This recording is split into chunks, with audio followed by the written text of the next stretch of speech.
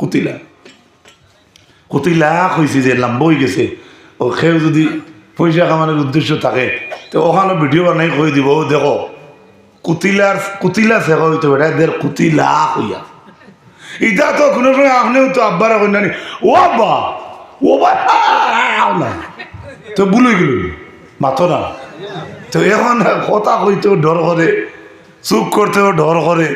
হ্যাঁ ডর থাকাওয়ালা কিন্তু আমি বলি যাই বেশি ভুল ধরার তখন সোশ্যাল মিডিয়াত ভালো কথা এটার সমাধান যদি হয় না থেকে ভুল ধরে কি তৈতো মাঠটা বুঝা গেছে তা আমি ওটাই বলি যে যে নিশ্চিন্তা বইয়া ভুল ধরই তাই যদি নিশ্চিন্তা তৈয়া অক্ষর না হইয়া ওই রকম আরেক বক্তার মতো তাই নলা 2-3-4 বক্তার ডেইলি ওয়াজ এটা একটা ভুল মনে হয় জিন্দিগি হইল না অনেক মাত বুঝা গেছে না মনে কর্ম যার আছে তার ভুল আছে মাত বুঝাইতে পারছি এই মসজিদের কমিটির কর্ম থাকলে তাদের ভুলও আছে সারার মন মুহাবিক কমিটি চলতে পারতো না সারার মন মুহাবিক ইমামও চলতে পারতো না পারবা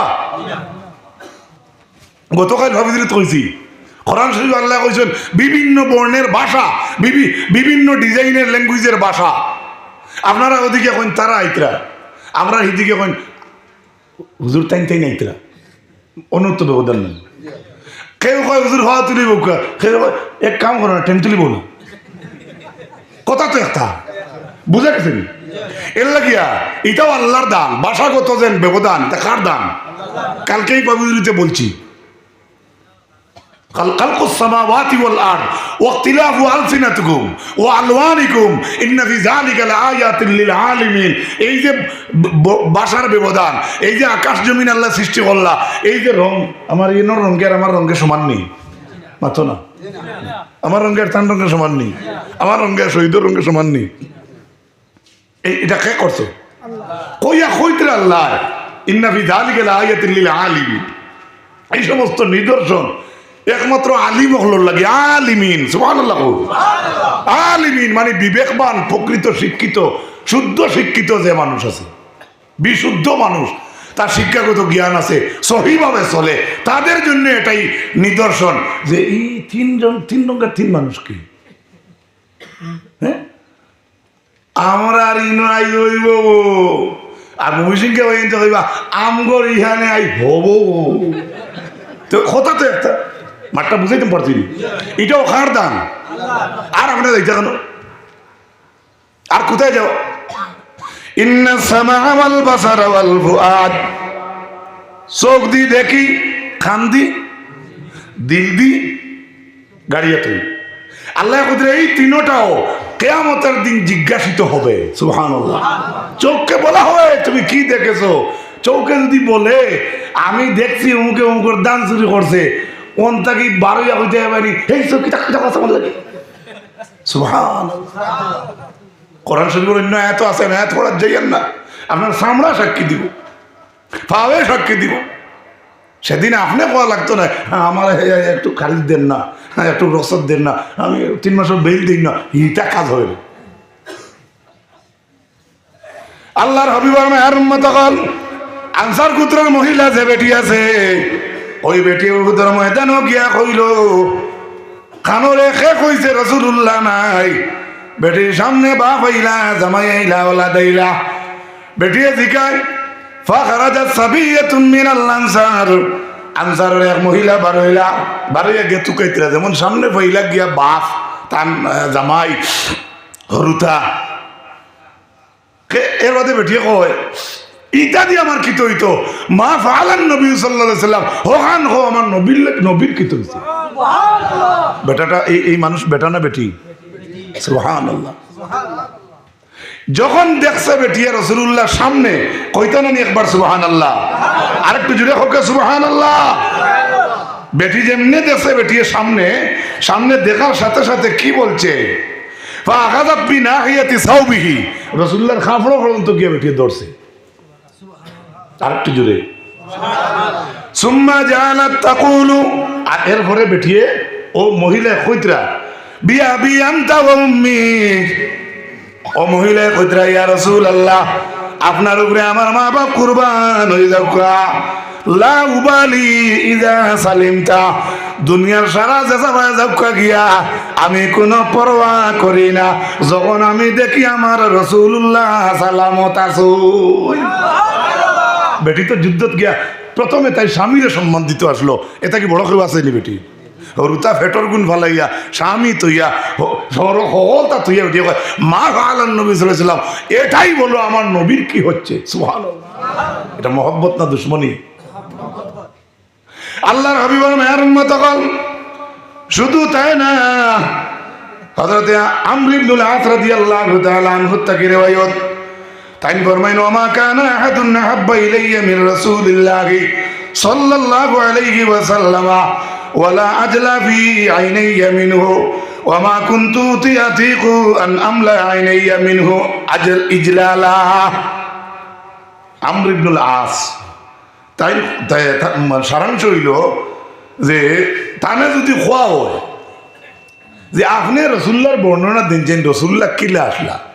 তখন আমর ইবনুল আসে কইছ লাউ সুইলতু আন আসিবাহু মা তাকতু,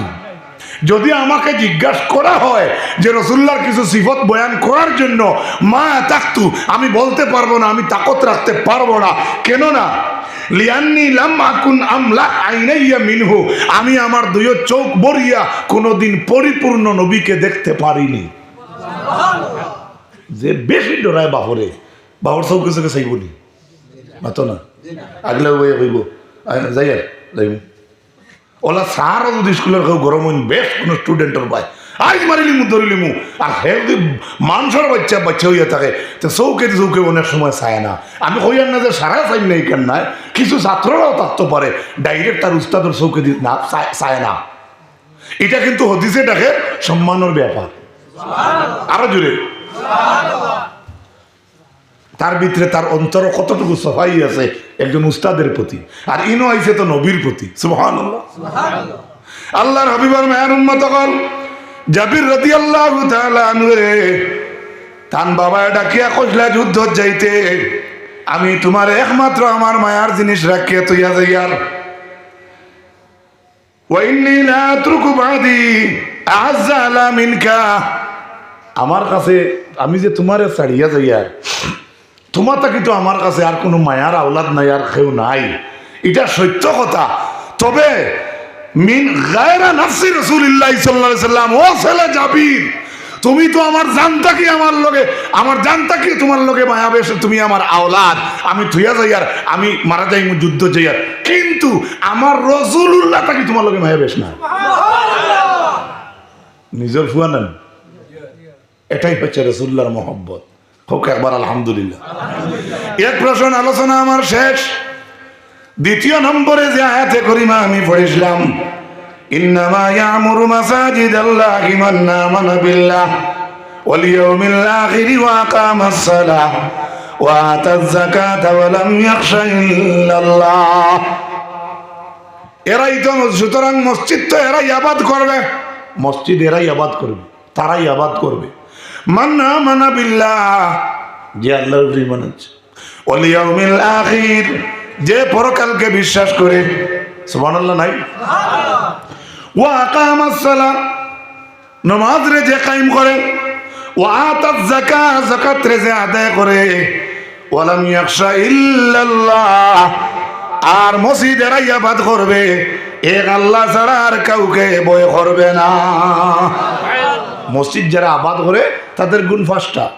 আল্লাহর উপরে ঈমান আনা, পরকালকে বিশ্বাস করা, নামাজ কায়েম করা, যাকাত আদায় করা, এক আল্লাহ ছাড়া আর কাউকে ভয়। সুবহানাল্লাহ।